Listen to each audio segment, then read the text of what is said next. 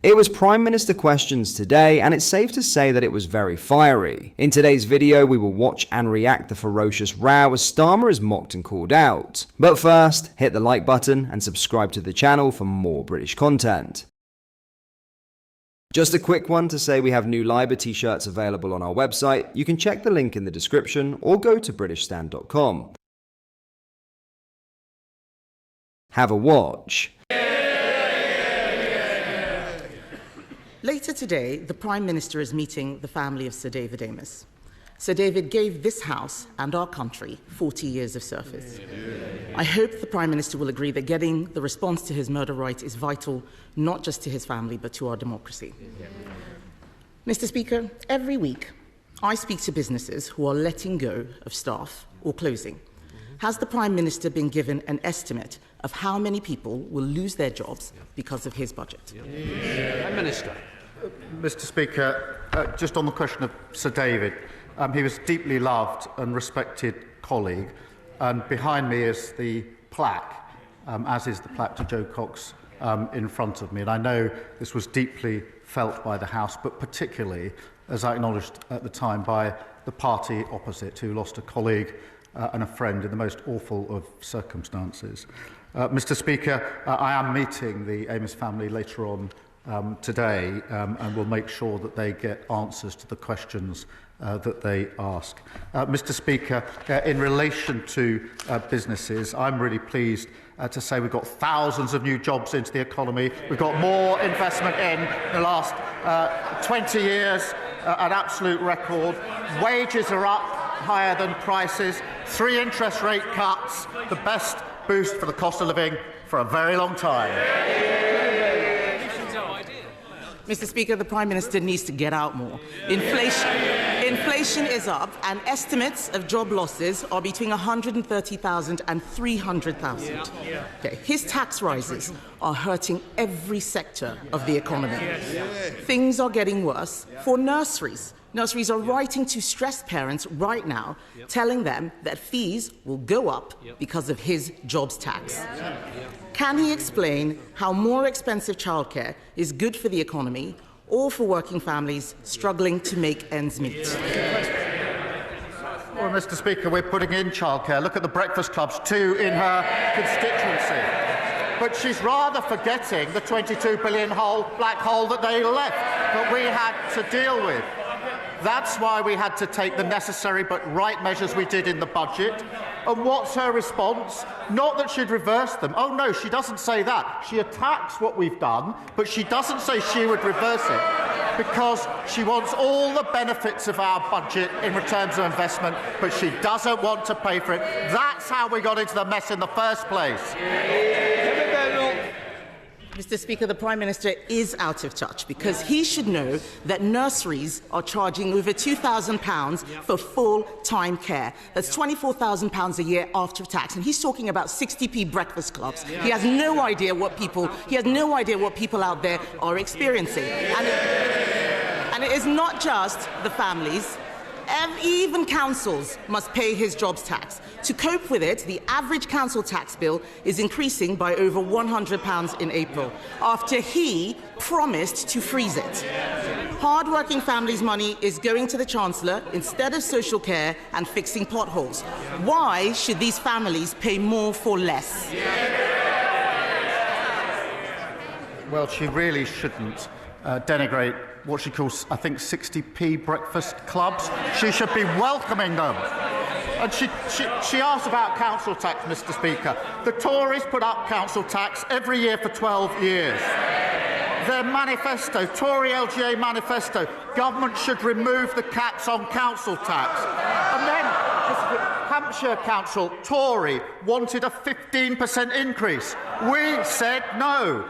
Slough Council, again, Mr. Speaker, Tory, wanted 3%. We said no. Windsor and Maidenhead, Tory, now Lib Dem, wanted 25%. We said no. We're the ones that are doing the right things to get this country on the right track.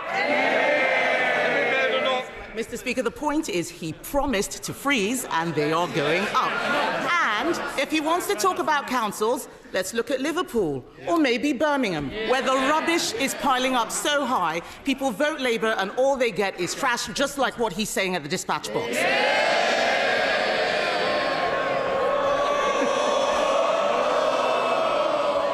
People all over the country are suffering, not just in Birmingham. Millions of elderly people have had their winter fuel payments snatched away.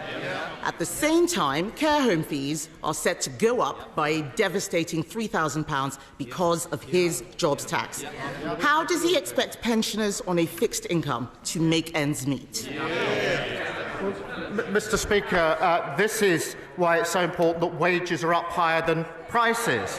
That's why it's so important that the interest rates are coming down. This is the biggest boost for the cost of living for a very, very long time. What we're doing is picking up and fixing the mess that they left.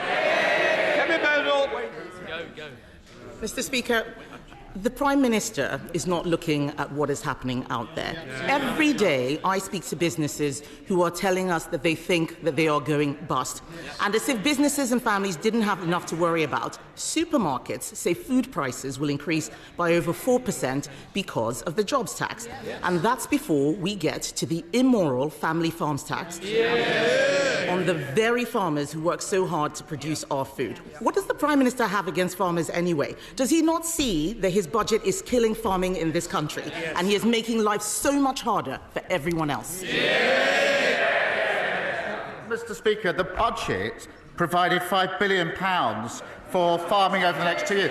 That is a record amount. We've set out the roadmap for farming, which has been welcomed by farmers. And many thousands of farms have benefited from the farming schemes. But she talks about prices. Wages are going up higher than prices. That's the first in a long time that's happened. So for families across the country, they're better off under Labour. He's got no answers today. What the farmers are complaining about is the sustainable farming incentive, which he has just scrapped or withdrawn. They are making mistakes with this budget. And that's why in 2 weeks, the Chancellor will come to this House to present an emergency budget the Prime Minister said we would not need. They will try and make out it's because of global events, but the truth is they trash the economy with their bad choices.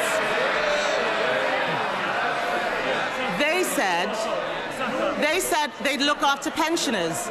Then they snatched winter fuel payments.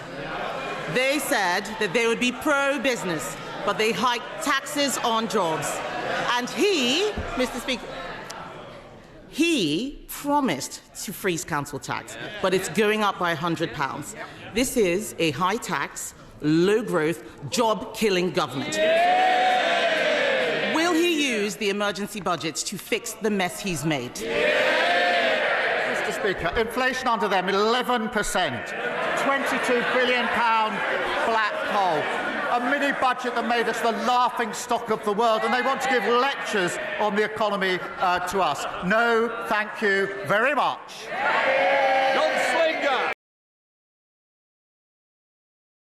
In other news, Prince William will travel to Estonia next week to meet with British troops who are involved in NATO operations in the region. The royal engagement is part of Britain's drive to show solidarity with its allies and highlight its commitment to the defence of the alliance's eastern flank. The visit will take place from March 20th to March 22nd. Prince William will carry out engagements in Tallinn to learn more about how country has responded to the ongoing conflict in Ukraine. This marks William's first visit to the Baltic state. During his visit, William will meet with the Mercian Regiment, of which he is the Colonel-in-Chief, who are based in Estonia. William previously visited British soldiers in Poland 2 years ago who are providing support to Ukraine. During his time in Estonia, William will hold a meeting with Estonian President Alla Karis. What are your thoughts on what we discussed in today's video? Let me know down in the comment section below. If you've not yet already, make sure you do drop a like on this video and subscribe to the channel for more British content. Thank you, take care, goodbye.